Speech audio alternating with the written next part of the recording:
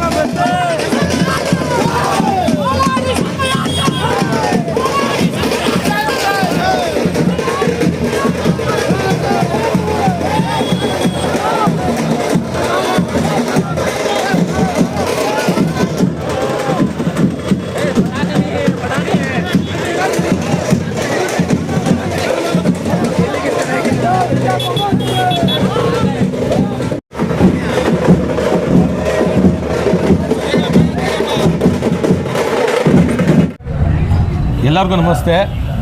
ಏನಿವತ್ತು ನನ್ನ ವಿರೋಧ ಅವಿಶ್ವಾಸ ಮತ ಏನಿವತ್ತು ಮಂಡನೆ ಮಾಡಿದರು, ಇವತ್ತು ಇದರಲ್ಲಿ ಈ ಸಭೆಯಲ್ಲಿ ನನಗೆ 13 ಮತ ಬಂದು ನಾನು ಪಾಸ್ ಆಗಿದ್ದೀನಿ, ವಿಜಯಶೀಲ ಆಗಿದ್ದೀನಿ. ಇದಕ್ಕೆ ಯಾರು ನನಗೆ ಬೆಂಬಲ ಕೊಟ್ಟಿದ್ದಾರೆ ಎಲ್ಲ 13 ಜನ ಸದಸ್ಯರು, ವಿಶೇಷವಾಗಿ BJPಯಿಂದ ವಾರ್ಡ್ ನಂಬರ್ 1 ಸದಸ್ಯರು ರಂಗರಾಜ್ ಅವರು, ಆಮೇಲೆ JDS ಇಂದ ವಾರ್ಡ್ ನಂಬರ್ 4 ತ್ರಿವೇಣಿ ಭೂಕಾಂತ್ ಅವರು, ರಂಗಪ್ಪಿ ಅವರು, ಆಮೇಲೆ ನಮ್ಮ ಸಫೀರ್ ಶಾಂಕು ಅವರು, ಆಮೇಲೆ ಇಂಡಿಪೆಂಡೆಂಟ್ ನಮ್ಮ ಅಜಯ್ ಅವರು, ವಿಜಯಣ್ಣ ಅವರು, ಫರ್ಮಾನ್, ಮಜಾರಣ್ಣ, ಆಮೇಲೆ ನಮ್ಮ ಉಪಾಧ್ಯಕ್ಷರು ಶಂಕರಣ್ಣ, ವಾರ್ಡ್ ನಂಬರ್ 7 ಸದಸ್ಯರು, ವಾರ್ಡ್ ನಂಬರ್ 2 ಸದಸ್ಯರು ಭಾನುಪ್ರಕಾಶ್ ಅವರು, ತೇಜು ಭಾನುಪ್ರಕಾಶ್ ಅವರು, ಆಮೇಲೆ ನಂಬರ್ 14 ರಫೀಅಣ್ಣ ಸಹ ಪಕ್ಷಾತೀತವಾಗಿ ಇದಕ್ಕೆ ಒಂದು 3-4 ದಿವಸದಿಂದ ಏನೇನೋ ಆಸೆ ಅಂಶ ಏನೇನೋ ಭರೋಸೆ ಏನೇನೋ ಕೊಟ್ಟರು. ಆದ್ರೂ ನಾನೇನು ಕೆಲಸ ಮಾಡಿದ್ದೀನಿ 1.5 ವರ್ಷ ಏನು ಕೆಲಸ ಮಾಡಿ ಅದು ಕೆಲಸ ನೋಡಿ, ಆ ಅಭಿವೃದ್ಧಿ ನೋಡಿ ನನಗೆ ಪಕ್ಷಾತೀತವಾಗಿ ಇವರೆಲ್ಲ ಸಪೋರ್ಟ್ ಕೊಟ್ಟಿದ್ದಾರೆ. ಇವರೆಲ್ಲರಿಗೂ ನಾನು ಚಿರಋಣಿ ಆಗಿದ್ದೀನಿ. ಇದು ನಮ್ಮ ಟೀಮ್ ಇದ್ದಂಗೆ. ನಮ್ಮದೇನು 31 ವಾರ್ಡು, ರಾಜಕೀಯ ಬರುತ್ತೆ ಹೋಗುತ್ತೆ, ಕುರ್ಚಿ ಬರುತ್ತೆ ಹೋಗುತ್ತೆ. ನಮ್ಮ ಟೌನು ನಮ್ಮೂರು ಅಭಿವೃದ್ಧಿ ಮಾಡಬೇಕು. 31 ವಾರ್ಡ್ಗೂ ಇನ್ನೂ ಸ್ವಲ್ಪ ಕೆಲಸಗಳು ಪೆಂಡಿಂಗ್ ಇದ್ದಾವೆ. ಎಲ್ಲ ಕೆಲಸನೂ ನಾವು ಮಾಡಬೇಕು. ಎಲ್ಲ ವಾರ್ಡ್ಗಳೂ ಕನಿಷ್ಠ ಒಂದು 3,000 ಹಕ್ಕುಪತ್ರ ಕೊಡ್ತಾ ಇದ್ದೀವಿ. ಅದು ಯಾರೇ ಕೋಡ್ಗೆ ಹೋಗ್ಲಿ ಎಲ್ಲಿ ಬೇಕಾದರೂ ಹೋಗ್ಲಿ ಸ್ಟೇ ತಗೊಳ್ಳಿ, ನಮ್ಮ ಅದು ಮೈಂಡ್ಗೆ ಇಲ್ಲ. ನಮ್ಗೇನಂದರೆ ಬಡವರಿಗೆ ಹಕ್ಕುಪತ್ರ ಕೊಡಬೇಕು. ಯಾಕೆ ಅಂದರೆ 30-40 ವರ್ಷದಿಂದ ಇವಾಗ ಗುರ್ದಟ್ಟಿ ವಾರ್ಡ್ ನಂಬರ್ 1 30-40 ವರ್ಷದಿಂದ ಇದ್ದಾರೆ ಅಲ್ಲಿ.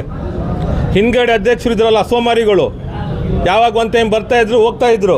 ಹಂಗಲ್ಲ, ನಾವು ಬೆಳಿಗ್ಗೆ 9-10 ಗಂಟೆಗೆ ಬರ್ತೀನಿ, ಸಾಯಂಕಾಲ 6-7 ಗಂಟೆಗೆ ಹೋಗೋದು. ನಾನು ಎಲ್ಲ ನೋಡ್ತಾ ಇದ್ದೀರಾ, ವಾರ್ಡ್ ನಂಬರ್ 1ರಲ್ಲಿ 150-200 ಹಕ್ಕುಪತ್ರ ಕೊಡ್ತಾ ಇದ್ದೀವಿ. ಅದು 30-40 ವರ್ಷದಿಂದ ಎಲ್ಲೂ ಕೊಟ್ಟಿಲ್ಲ.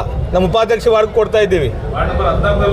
ವಾರ್ಡ್ ನಂಬರ್ 14 ಎಲ್ಲ 13, 10 ಎಲ್ಲ ವಾರ್ಡಲ್ಲಿ ಕೊಡ್ತಾ ಇದ್ದೀವಿ.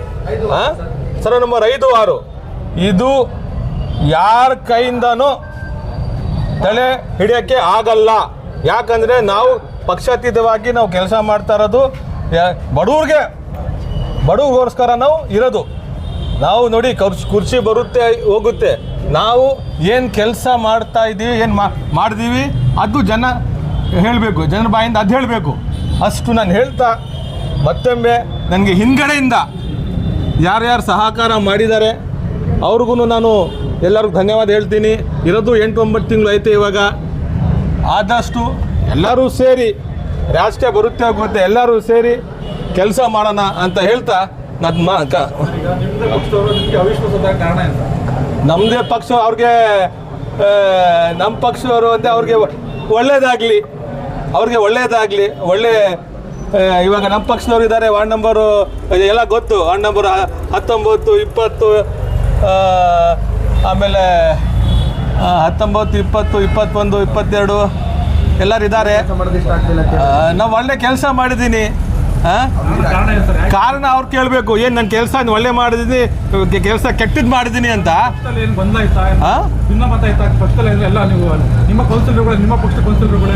ಯಾಕೆ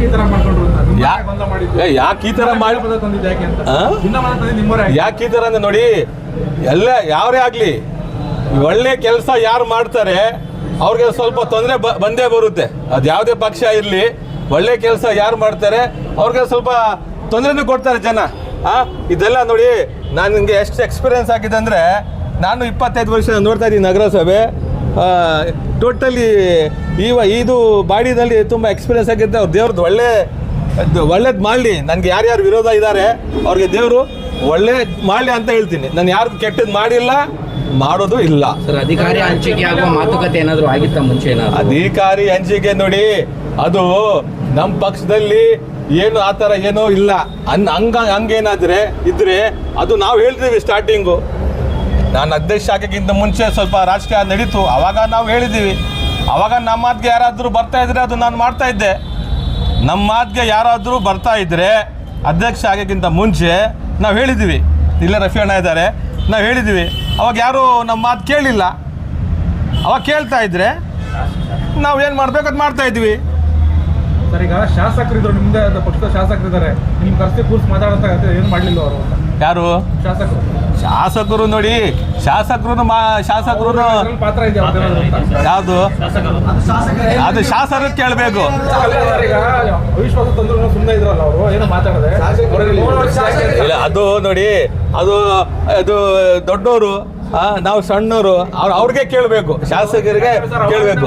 ಶಾಸಕರು ಕೇಳಿದ್ರು ನಿಮ್ಮ ಕಡೆ ಶಾಸಕರು ಅಂತ ಇಲ್ಲ. ಶಾಸಕರು ನನ್ನ ಕಡೆ ಇವಾಗ ಮೀಟಿಂಗ್ಗೆ ಬಂದಿಲ್ವಲ್ಲ, ಶಾಸಕರು ನನ್ನ ಕಡೆ ಅವ್ರ ಕಡೆ ಅಂತ ಏನಿಲ್ಲ.